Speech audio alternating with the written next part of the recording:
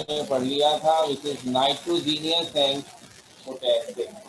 नामों से अंदाजा है, एक में नाइट्रोजन के सॉल्युबल कंपाउंड में और एक में पोटेशियम के। तीसरा जिसके लिए मैंने आपसे कहा था, जो उसका ये डिटेल थोड़ी सी ज़्यादा है कि हम इनकी प्रिपरेशन भी दें। नाइट्रोजीनियस और पोटेशियम में सिर्फ नाम और फॉर्मूले दैट वाज इनफ। तो ये फॉस्फेटिक फर्टिलाइजर जो है सोर्स ऑफ फॉस्फोरस। अब जरा इनकी बात करेंगे। फॉस्फेटिक फर्टिलाइजर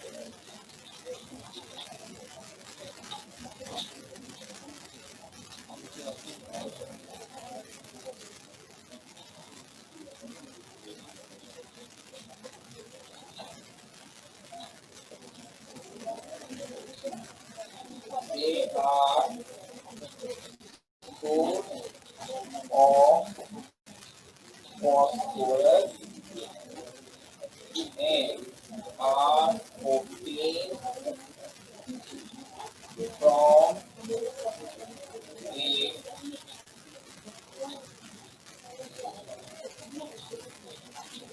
raw material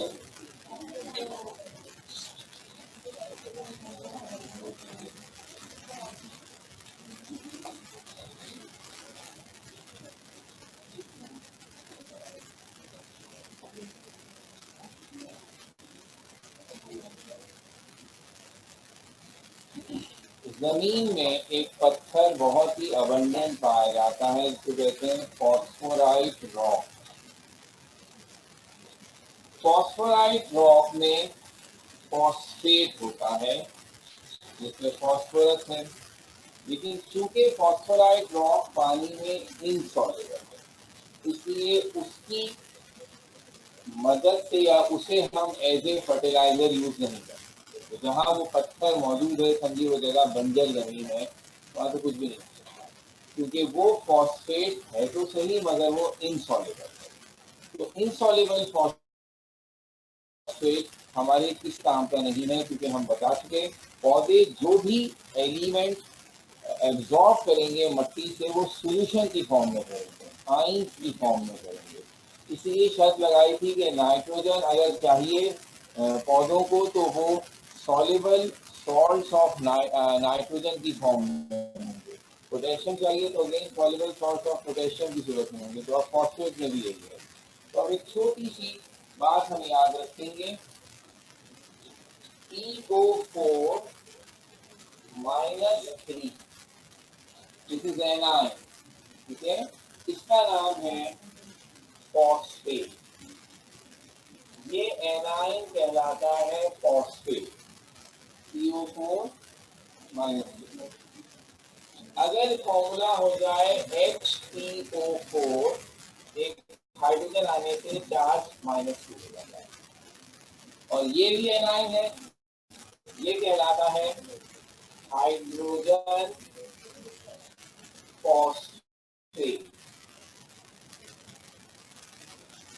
और तीसरा है H2PO4, इसका चार्ज हो जाता है -1, और ये नाम है डाई हाइड्रोजन फॉस्फेट।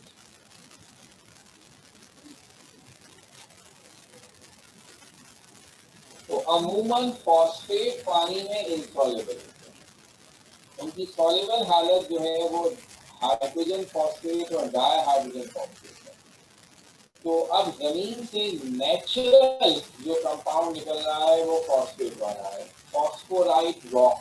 जो हमने लिखा है, इसका फॉर्मूला है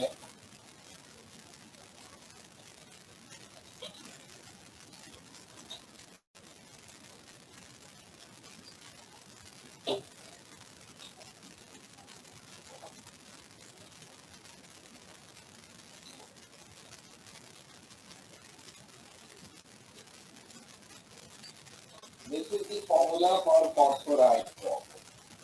पहली काम की बात जो अमूमन मल्टीपल चॉइस क्वेश्चन में पूछी जाती है वो ये फॉर्मूला है।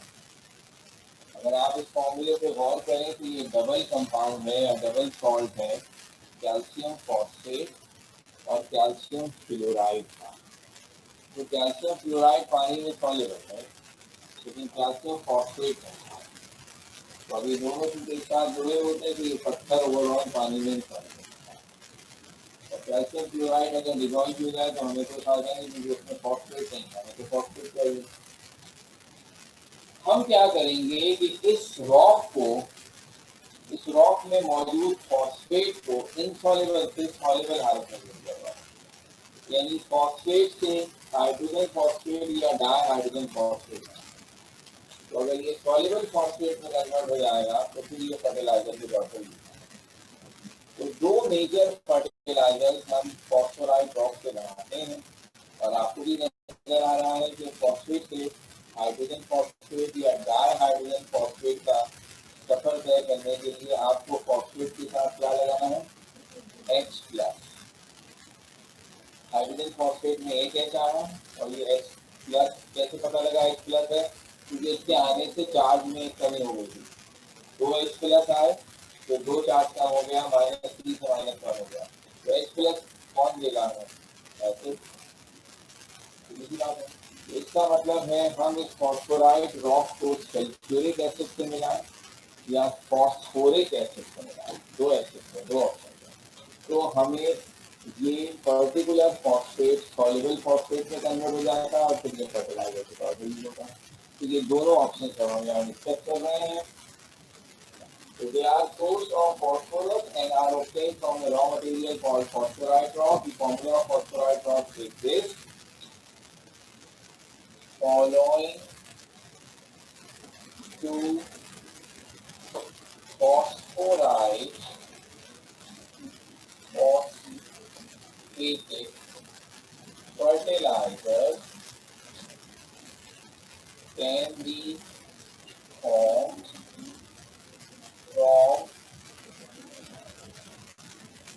phosphorite rock. दो है, उनमें से पहले का नाम है सुपर फॉस्फेट।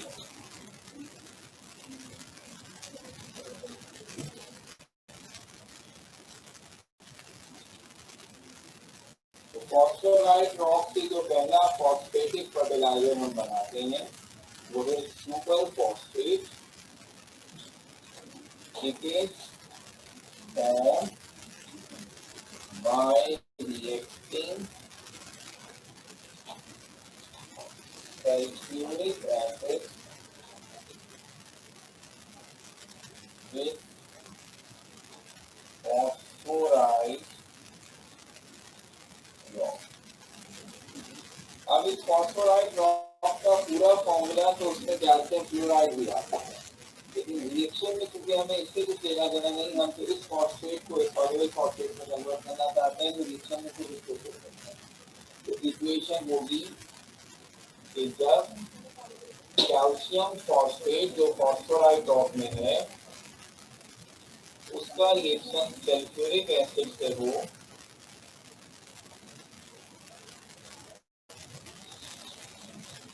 तो ये कन्वर्ट हो जाएगा कैल्शियम डाई हाइड्रोजन फॉस्फेट में। और थोड़ी देर पहले ही हमने बता दिया था डाई हाइड्रोजन फॉस्फेट वो फॉस्फेट है जो पानी में सॉल्युबल है, तो दिस इज सॉल्युबल, ये इनसॉल्युबल है and this one is soluble. और साथ में बनेगा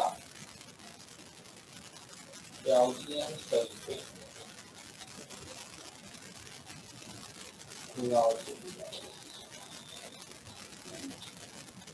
तो अब ये जहन में रहे, इसका नाम है कैल्शियम डाई हाइड्रोजन फॉस्फेट। और ये जो है कैल्शियम सल्फेट, इसका कॉमन नेम है जिप्सम। सीमेंट बनाने में भी इस्तेमाल होता है, पत्थर का नाम है। कैल्शियम सल्फेट केमिकल नेम है, जिप्सम कॉमन नेम है।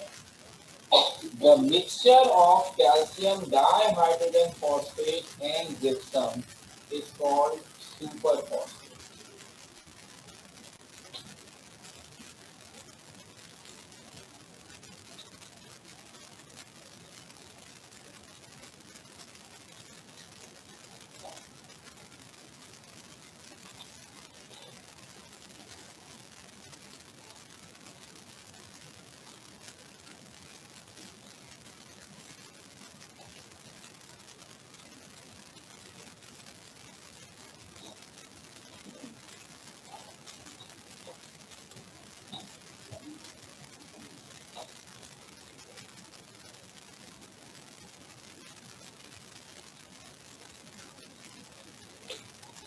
सेकंड,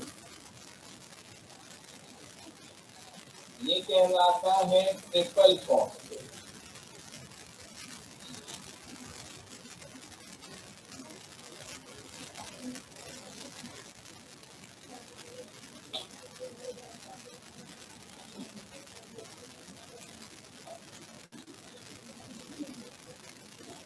इसके लिए कहा it is form by the reaction of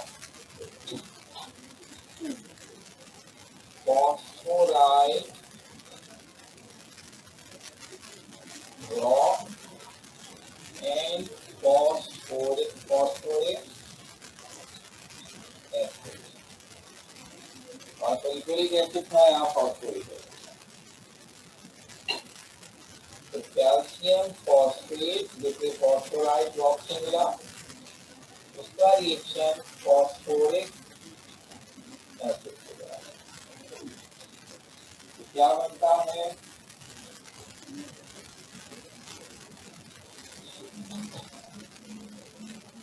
3 moles of calcium dihydrogen phosphate।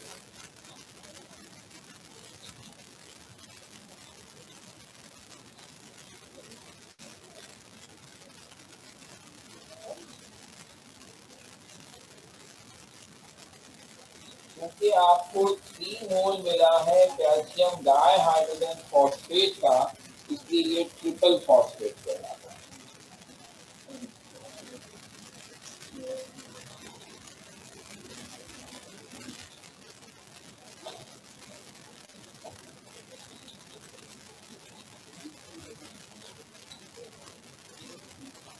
Exam में फर्टिलाइजर के नोट लिखने के लिए आता है, तो वो सब कुछ जो आपने पहले लिखा उसके साथ ये आखिरी कंपोनेंट जुड़ गया।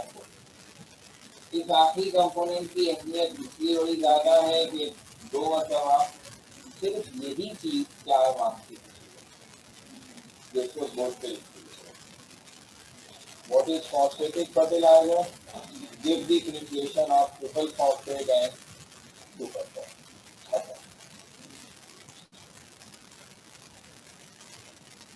तो ऐसी चीजें जो हमें लगता है कि बहुत अच्छी मिलकर नंबर मिल गया, इसके पीछे राज कर ये होता है कि ये इतनी सी चीज आपको नहीं पता कि आ जाएगी, तो ये उसी को याद होगी जिसने सब याद किया है। बाद कदरे कम अहम टॉपिक में क्यों वो ऐसे ही छोटे छोटे से पार्ट पूछते हैं, और वो जाती बातें उन्हीं के लिए हो सकता है सवाल जिन्होंने सब किया होगा तो उनको आता होगा, वरना इतना ज़्यादा डिटेल में कौन पढ़ता है।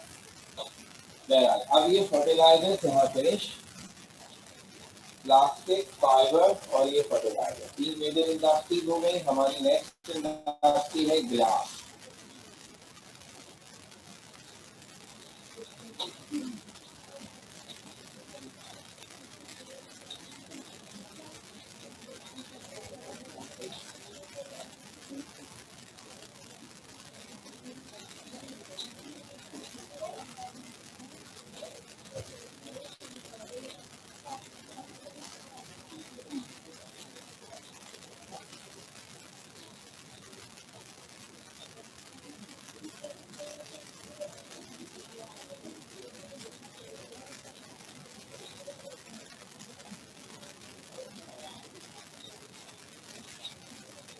सॉलिड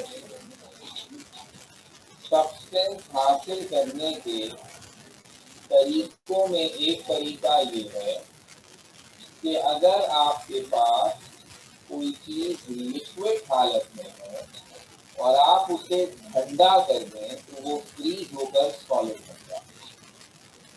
ठीक है, अगर कभी हम कोई लिक्विड इस तरह से ठंडा करें और उससे सॉलिड बनाएं तो सॉलिड 2 तरह के बन सकते हैं, एक क्रिस्टल और एक इमॉर्टल। ताल्लुक इस बात से होगा इसका कि आपने कूलिंग किस तरह, आपके पास कोई लिक्विड था, आपने उसे धीरे धीरे टाइम लिया और आहिस्ता आहिस्ता ठंडा किया, तो इससे उस लिक्विड में मौजूद पार्टिकल्स को पूरा पूरा टाइम मिला कि वो धीरे धीरे एक दूसरे के करीब आएंगे और प्रॉपर तरीके से अरेंज होंगे इन अ ज्योमेट्रिकल वे और क्रिस्टल बनाएंगे, क्योंकि क्रिस्टल्स में पार्टिकल्स एक फिक्स रेगुलर ज्योमेट्रिकल पैटर्न में होते हैं और अपने आप को एक पर्टिकुलर ऑर्डर में एक पर्टिकुलर पैटर्न में लाने के लिए टाइम लगेगा। अगर हम आपसे ये कहें कि जब भी क्लास में आए आप में से हर एक की सीट भी फिक्स हो और वो बाकायदा पैटर्न बनाकर हो कि एक खास तरतीब से बैठना है, हाइट वाइज बैठने या जो भी करें, तो उस तरीके से बैठने में उसको टाइम लगेगा। और अगर ये कहा जाए इसको जहाँ जगह मिलती है वो बैठ जाए तो that will not take any time. तो जब भी आप चीज़ें ऑर्डर करने जाते हैं तो उसमें टाइम लगता है। तो अगर आप लिक्विड को धीरे धीरे ठंडा करें, टाइम देकर ठंडा करें, तो वो क्रिस्टलाइज होगा और क्रिस्टल फॉर्मेट में आएगा। रैपिड कूलिंग कर दें, एकदम से ठंडा कर दें, तो फिर उसके पार्टिकल्स को अरेंज होने का मौका नहीं मिलेगा, उनके पार्टिकल्स में अरेंजमेंट रैंडम होगी, फिर इमॉर्फस सॉलिड है। ठीक है, तो अगर आप किसी सॉलिड को हासिल करें इस तरह के उसके लिक्विड फेस को रैपिड कूलिंग दें, तो उससे क्या हुआ कि लिक्विड में पार्टिकल जिस तरह से रैंडम थे वो उसी रैंडम फैशन में एकदम से फ्रीज होके सॉलिड बन गए। अब आउटर फिजिकल स्टेट सॉलिड जैसी है, मगर inside that solid the particles are still in the form of a random pattern जैसा वो लिक्विड है। ऐसे सॉलिड को कहते हैं सुपर कूल्ड लिक्विड। आम का नाम है इमॉर्फस, जो हमने फर्स्ट में इस्तेमाल किया है, और दूसरा नाम है सुपर कूल्ड लिक्विड। यानी से सुपर कूल्ड इट मीन्स वो लिक्विड सॉलिड बन चुका। Still you are calling it liquid because वो है तो सॉलिड, लेकिन उसमें पार्टिकल अरेंजमेंट अभी भी बिल्कुल वैसा है जैसा लिक्विड में था। तो पार्टिकल अरेंजमेंट लिक्विड का है, ओवरऑल कूलिंग की वजह से सॉलिड बन गया। ऐसे सॉलिड को कहते हैं super cooled liquid. And glass is super cooled. Then amorphous solid, which is a super cool liquid. Why? गिलास मेकिंग जब होती है, जब गिलास केमिकली बनाया जाता है, तो इसे बनाने का तरीका ये है कि जिन चीज़ों को भी मिलाएंगे बनाने के लिए भी बताते हैं कौन कौन सी चीज़ें। ये प्रोसेस होता है तकरीबन 1500 डिग्री टेम्परेचर, और इस टेम्परेचर पर जो भी चीज़ें गिलास को बनाती हैं वो सब पिघली हुई होती हैं, लिक्विड स्टेट में होती हैं। जो गिलास बनता है वो भी पिघला हुआ बनता है, लिक्विड स्टेट में बनता है। तो डिग्री सेंटीग्रेड पर पिघला हुआ शीशा बन गया, हम उसकी एकदम से रैपिड कूलिंग कर देते हैं। जब उसकी रैपिड कूलिंग करते हैं तो वो उसके पार्टिकल जिस तरह लिक्विड स्टेट में थे उसी तरह रहते हुए सॉलिड बना देते हैं। वो सॉलिड गिलास कहलाता है और केमिकली वो गिलास हुआ सुपर कूल। तो यही डेफिनेशन हम यहाँ इसकी लिखेंगे। ग्लास के super cool liquid that is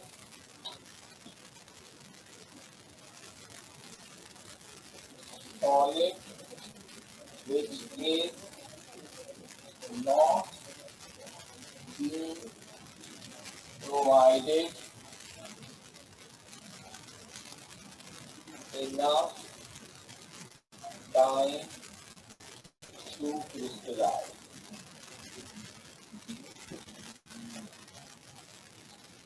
It is amorphous solid and its melting point is not sharp.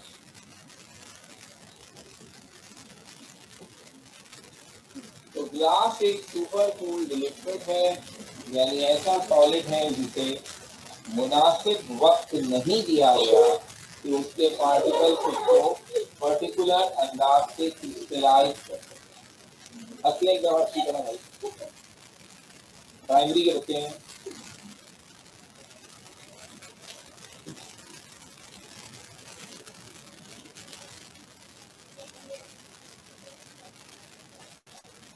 तो solid this is not being provided enough time to do that. ऐसा solid जिसे हमने मुनासिब वक्त नहीं दिया कि वो खुद को सही तरीके से डिस्क्राइब करे, तो ये मॉर्फर चेंज में आ गया और इसी को हम दिया। इनफैक्ट दुनिया में जो चीज, जो सॉलिड एमॉर्फस सब्सटेंसेस की सबसे परफेक्ट एग्जाम्पल है वो गिलास। ये है physical definition.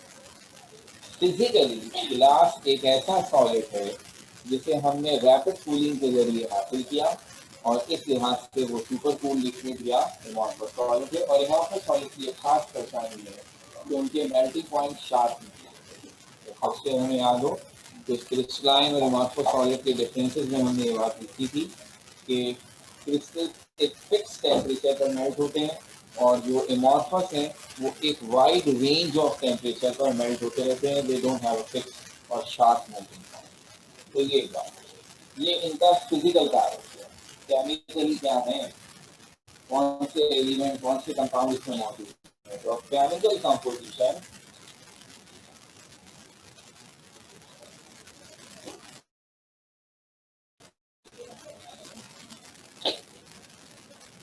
there are variation in its chemical composition.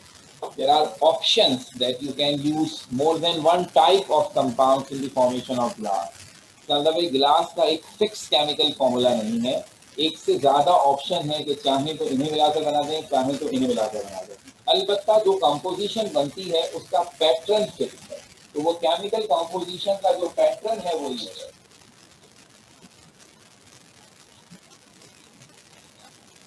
So all type of glasses will have this composition, where A or B is not fixed. बाकी सब चीजें तो फिक्स हैं कि आपके पास फिक्स सिलिका होना चाहिए, FiO2 स्टैंड, लेकिन ये BO में B कौन है और A2O में A कौन है, ये हम वेरी कर सकते हैं। तो here A कोई भी मोनोवैलेंट कैटायन है और उसमें ऑप्शन, मेजर ऑप्शन है सोडियम और पोटाशियम। बी बाइवैलेंट या डाइवैलेंट कैटायन है जिसका चार्ज +2 होता है, इट कुड बी कैल्शियम और बी। इस लिहाज से सबसे कॉमन फॉर्मूला गिलास का बनता है जिसमें मोनोवैलेंट कैटायन सोडियम है और डाइवैलेंट कैटायन कैल्शियम है।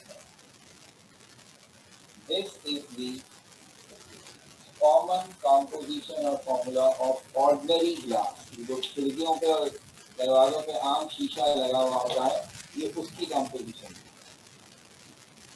Sodium oxide, calcium oxide, silicon oxide, 3 oxide का फॉर्मेशन। बनता कैसे है और क्या खूबियां हैं, तो यहाँ से तो हम कंटिन्यू करेंगे अब नेक्स्ट टाइम।